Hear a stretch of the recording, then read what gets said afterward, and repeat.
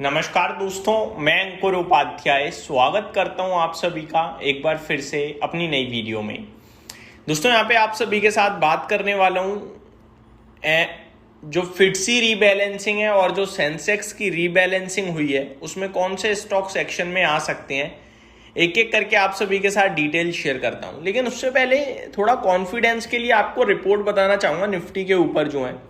JP Morgan की बात करी जाए तो बेस केस सिनेरियो में ये निफ्टी पे 20,500 की बात कर रहे हैं। बेस केस सिनेरियो में यानी सबसे बुरी सिचुएशन में। सबसे बुरी सिचुएशन देखो दोस्तों तभी हो सकती है जब यूएस ईरान का विवाद खिंच जाए, जो मुझे नहीं लगता खिंचेगा। मैटर सॉल्व हो गया है, डील साइन हो चुकी है। काफी लोग कहेंगे भाई हॉर्मस तो वापस बंद कर दिया। आज वापस से स्विट्जरलैंड में बातचीत है, पाकिस्तान के पीएम पहुंच चुके हैं, यूएस वाइस प्रेसिडेंट पहुंच चुके हैं, ईरान का डेलीगेशन भी डेफिनेटली पहुंचेगा ही पहुंचेगा। बातचीत होगी, मामला आगे बढ़ेगा, पॉजिटिव साइड पे, नेगेटिव साइड पे नहीं जाएगा। तो इवेंचुअली डील ही चलेगी जहां तक लगता है। तो वो आपको बेस केस सिनेरियो छोड़ देना है। बुल केस सिनेरियो में 30,000 की बात कर रहे हैं, जो कि काफी ऊपर है यहां से अगर आप देखें तो। और न्यूट्रल बेस में यानी कि न्यूट्रल देखा जाए तो न्यूट्रल 27,000 की बात कर रहे हैं, जो भी काफी ऊपर है अगर आप नोटिस करें तो। वहीं जेफरीज की बात करूं तो जेफरीज बात कर रहे हैं 28,300 की। तो दोनों का व्यू ऊपर का ही है, तो आपको ज्यादा टेंशन लेने की या घबराने की जरूरत नहीं है, ऐसा मुझे लगता है, मेरा मानना है। अब चलते हैं फ्राइडे को जो कुछ भी हुआ। फ्राइडे को रीबैलेंसिंग हुई है। सबसे पहले फिटसी की बात करता हूं।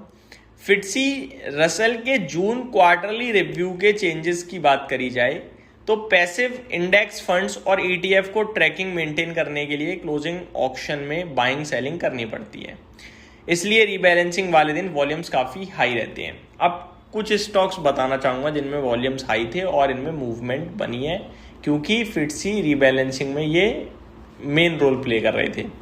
कुछ एडिशन है फिटसी रीबैलेंसिंग में, फिटसी इंडेक्स में। फिटसी ऑल वर्ल्ड ऑल कैप में 4 इंडियन स्टॉक्स को एंट्री मिली है। तो एंट्री मिली है तो ऑब्वियसली इनमें फंड्स आएगा। कौन कौन से हैं? पहला है लेंसकार्ट।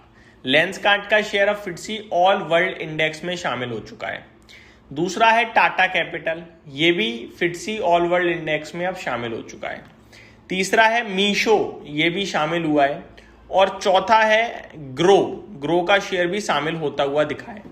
ये 4 स्टॉक्स क्योंकि फिटसी ऑल वर्ल्ड इंडेक्स में शामिल हुए हैं, इसलिए इनमें फ्लोज आपको पैसा यानी आता हुआ दिखा है। ये पैसिव इनकम हो जाती है एक तरीके से, पैसिव फंड कहते हैं, इनकम तो नहीं, पैसिव फंड्स। यानी शामिल हुए उस इंडेक्स का, जो भी ईटीएफ खरीदता होगा, ईटीएफ के माध्यम से जो भी इन्वेस्टमेंट आता है वो स्टॉक्स में जाता है, तो इन स्टॉक्स में भी आया होगा। वहीं जो ऑलरेडी शामिल तो थे लेकिन वेट रिडक्शन हुआ है। मान लो 100 कंपनीज हैं, सबका 1-1% वेट है। अब किसी कंपनी का 1.2% वेट कर दिया, किसी का 0.8। तो 0.8 वाले में पहले अगर सब में 1-1 रुपए जा रहा था तो अब 80 पैसे जाएगा, तो 20 पैसे का कम वेट हो गया ना, कम इनफ्लो गया। इसी तरीके से अगर आप देखें तो वेट रिडक्शन जो है वो 2 कंपनीज में हुआ है। पहला है अदानी पोर्ट्स, इसका वेट रिड्यूस हुआ है, और दूसरा है बजाज फाइनेंस, इसका भी वेट रिड्यूस हुआ है। तो इसमें से फंड आउटफ्लो होते हुए दिखे हैं, ये नेगेटिव है। लेकिन आपको नेगेटिव और पॉजिटिव दूसरी तरीके से समझना होगा। मैं आपको बताता हूं कैसे। किसी कंपनी का मार्केट कैप 1 लाख करोड़ है, अगर उसमें 500 करोड़ का कम हो जाए वेट तो कुछ फर्क पड़ेगा। 99,900 करोड़ तो अभी भी स्टिल है, तो उस पर फर्क नहीं पड़ेगा 500 करोड़ के मूवमेंट से। लेकिन किसी कंपनी का वेट अगर आप मान के चलो 10,000 करोड़ का मार्केट कैप है, 500 करोड़ उसमें इनफ्लो या आउटफ्लो हो जाए, वहां फर्क पड़ जाएगा, क्योंकि परसेंटेज टर्म्स में वो बड़ा अमाउंट हो गया। तो ऐसे आप वेटेज का ऐसे आप नापा करिए कि स्टॉक पे रिएक्शन आएगा या नहीं। छोटे मार्केट कैप में बड़ा आउटफ्लो या इनफ्लो हो रहा है, उस पर रिएक्शन आएगा।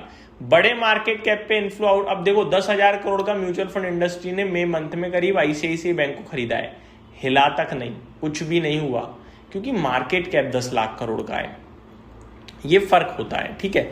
उम्मीद करता हूं आप समझ गए होंगे। आगे नुवामा की मानी जाए तो नुवामा कह रहा है 5,000 करोड़ तक के पैसे फ्लोज जनरेट हो सकते हैं फिटसी रीबैलेंसिंग के कारण।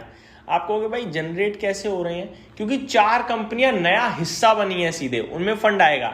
2 का वेट घटा है, थोड़ा थोड़ा बाहर हो गया होगा, लेकिन 4 कंपनियों में नया फंड जो आएगा उसमें टोटल ओवरऑल कैलकुलेशन किया जाए तो करीब 5,000 करोड़ का इनबैलेंस इनफ्लो आने की संभावना बताई गई।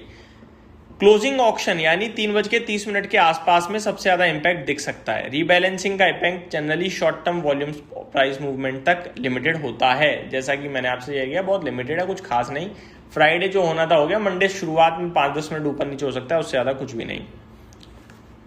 इम्पैक्ट देखा जाए तो Lenskart, Tata capital, Meesho, Adani port और बजाज फाइनेंस में आ सकता है ज्यादा से ज्यादा। वहीं भारतीय एयरटेल की बात अब मैं आपको बताना चाहूंगा, सेंसेक्स में भी हुआ है। सेंसेक्स में कोई आउट या इन नहीं हुआ, लेकिन वेट ऊपर नीचे हुआ है।